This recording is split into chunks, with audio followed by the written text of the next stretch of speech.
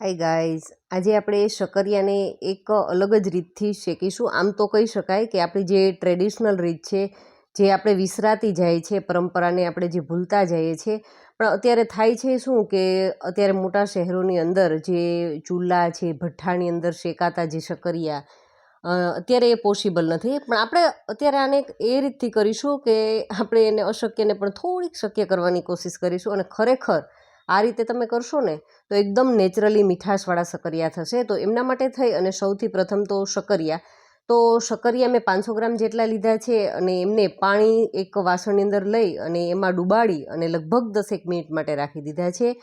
હવે એમ કરવાનું કારણ હું તમને આગળ જણાવીશ. અને હવે અત્યારે 10 મિનિટના સમય બાદ આપણે એમને સારી રીતે ધોઈ લેવાના છે. એમની ઉપર જે ચોટેલી માટી છે, પછી કચરો કંઈ હોય તો એ આપણે દૂર કરી દેશું અને બસ સારી રીતે આપણે ધોઈ લેશું. અને એમની ઉપર જે પાણીનો ભાગ છે ને એ આપણે રહેવા દેશું. આપણે એમને કોરા કરવાની જરૂર નથી.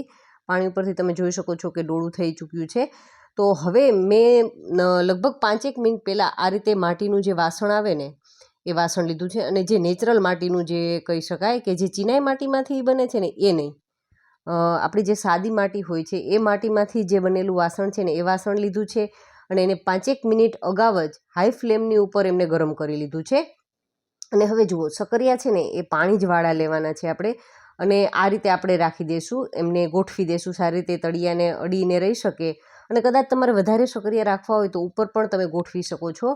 તો અત્યારે હવે આપણે ગેસની ફ્લેમને છે ને જ્યારે શકરિયા ગોઠવીએ ને ત્યારે આપણે એમને મીડિયમ ફ્લેમ રાખી દઈશું અને ઉપરથી કંઈ પણ ઢાંકણ ઢાંકી દઈશું અને સારી રીતે આપણે એમને ગરમ થવા દઈશું. તો લગભગ 10 મિનિટ જેટલો સમય થયો અને તમે જોશો કે એમની જે ઉપરથી ધુમાડા દેખાશે. તો ડરવાની જરૂર નથી, કંઈ દાઝી નથી ગયું, કંઈ નહીં થાય. બસ માત્ર એ શકરિયા છે એ એમની અંદર સારી રીતે શેકાય છે. તમે જોઈ શકો છો એકદમ ધુવાડા નીકળે છે. પણ અને ઉપરથી જુઓ, પાણીનો ભાગ હું તમને બતાવું. ઉપરથી જે ભેજનો ભાગ છે ને એમના લીધે જ શકરિયા છે ને એ સારી રીતે બફાશે, એકદમ સારી રીતે શેકાશે. તો મેં તમને કીધું હતું એ મુજબ કે 10 મિનિટ માટે આપણે અગાઉ પાણીમાં શા માટે શકરિયાને પલાળ્યા હતા. તો બસ આ જ રીઝન હતું એમનું, કે શકરિયાની અંદર થોડો ભેજનું પ્રમાણ અંદર જશે ને તો એ જ્યારે આપણે એમને શેકીશું ને તો એમની જ જે પાણીની વરાળ થશે અને એમાં જ આપણા શકરિયા છે ને એકદમ સારી રીતે કૂક થશે. તો લગભગ મેં એમને 30 મિનિટ, 25થી 30 મિનિટ જ આમ શેક્યા છે. તો તમે જુઓ, એમનો કલર એક સાઈડથી જે નીચે તળિયાના ભાગને જે અડતો હતો ને એ ભાગ શકરિયાનો તમે જોઈ શકો છો કે એમાં જે દાજવાળો ભાગ દેખાય છે. પણ આપણા શકરિયા દાજ્યા નથી, એમની છાલ નીકળશે પછી હું તમને બતાવીશ. તો હવે આપણે શું કરીશું, તો અત્યારે આપણે આ બેઝ ઉપર ગેસની ફ્લેમને બંધ કરી દેવાની છે. અને આપણા શકરિયાની જે સાઈડ છે ને, જે સાઈડમાં હજી દેખાય છે કે એ શેકાણા નથી, તો આપણે એ સાઈડ આપણે અંદર ગોઠવી દઈશું. અને બસ ગોઠવી અને આપણે એમને એમનેમ જ બંધ ગેસ ઉપર, કારણ કે માટીનું વાસણ જાડું હોય છે અને માટીનું વાસણ જ્યારે ગરમ થતાં થોડો સમય લાગે છે ને એ જ રીતે એમને ઠંડુ થતાં પણ સમય લાગશે. એટલે ઝડપથી ઠંડુ નહીં થાય અને એકદમ આરામથી આપણા શકરિયા છે ને એકદમ સોફ્ટ, જે રીતે તમે કુકરની અંદર વિસલ વગાડી અને કરો છો ને, ખરેખર હું કહું છું કે તમારી પાસે માટીનું વાસણ હોય તો તમે એકવાર ચોક્કસથી ટ્રાય કરજો. અને ખરેખર ખૂબ જ જે એમની પોતાની સ્વીટનેસ છે ને એકદમ નેચરલી સ્વીટનેસ આમની અંદર જળવાઈ રહી છે અને ખાવાની ખૂબ જ મજા આવે એવા આપણા શકરિયા છે. એ તમે અત્યારે જુઓ શેકાય અને હળવા એવા ઠંડા થઈ ગયા છે. તો હું તમને છાલ ઉતારીને પણ બતાવું કે એમને જુઓ, ચાકુ મારીને તમને બતાવું તો એકદમ અંદર સુધી ખૂબ જ સારી રીતે કૂક થઈ ગયા છે આપણા શકરિયા. અને આગળ આપણે શકરિયાની રેસીપી પણ એક બનાવી અને તમને બતાવીશ. તો તમે વિડીયોને એન્ડ સુધી જોજો. અને હવે જુઓ, જે ભાગ દાઝેલો ભાગ દેખાતો હતો ને, જે આપણી છાલ છે દાઝી ગયેલી દેખાતી હતી, તમે જુઓ અંદરથી પણ જુઓ, બિલકુલ જ આપણું શકરિયું છે દાઝ્યું નથી, ખૂબ જ સરસ છે, સારી રીતે શેકાઈ ગયું છે. તો તમે એકવાર આ રીતે શકરિયા શેકવાની ચોક્કસથી ટ્રાય કરજો. ખરેખર ખૂબ જ સરસ લાગે છે. જે કુકરમાં આપણે પાણીની સાથે અથવા તો વરાળે બાફેલા શકરિયા હશે ને એમની જે મીઠાશ હશે ને એમનાથી આમની ડબલ મીઠાશ હું તમને કહું.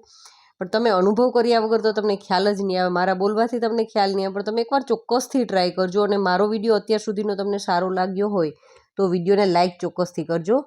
તો આ રીતે આપણે બધા જ શકરિયાની છાલ છે એ દૂર કરી દેવાની છે. અને તમને હું શકરિયા ફરતી બાજુથી બતાવું તો બધા જ શકરિયા છે એ ખૂબ જ સારી રીતે શેકાય અને એમની છાલ ઉતરી અને આવી ગયા છે.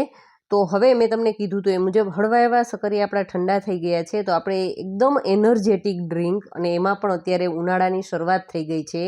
આંતરડાની શક્કરિયા સફાઈ કરશે, ઠંડીની આપણે અત્યારે ગરમીની અંદર એકદમ સરસ ઠંડક આપશે. તો એમના માટે થઈ અને મારી પાસે કસ્ટર્ડવાળું મિલ્ક હતું. તમારી પાસે એ ન હોય તો સાદું દૂધ પણ લઈ શકો છો, અને બસ આપણે આમને સારી રીતે ક્રશ કરી લેવાનું છે. ભલે હળવા હળવા એમની અંદર એમના ટુકડા હશે ને તો પણ ખૂબ જ મજા પડશે. તો બસ આ રીતે આપણે એકદમ આસાનીથી ને એકદમ ઝટપટ એવું હેલ્ધી અને ટેસ્ટી એવું આપણું ડ્રિંક્સ છે એ ઝટપટ રેડી થઈ જશે. અને હવે મારી પાસે એક મિક્સ ફ્લેવરવાળું આઈસ્ક્રીમ પડ્યું હતું, તો આપણે એક સ્કૂપ એમનું આમની અંદર નાખી દઈએ અને ખરેખર ખૂબ જ ટેસ્ટી લાગે છે.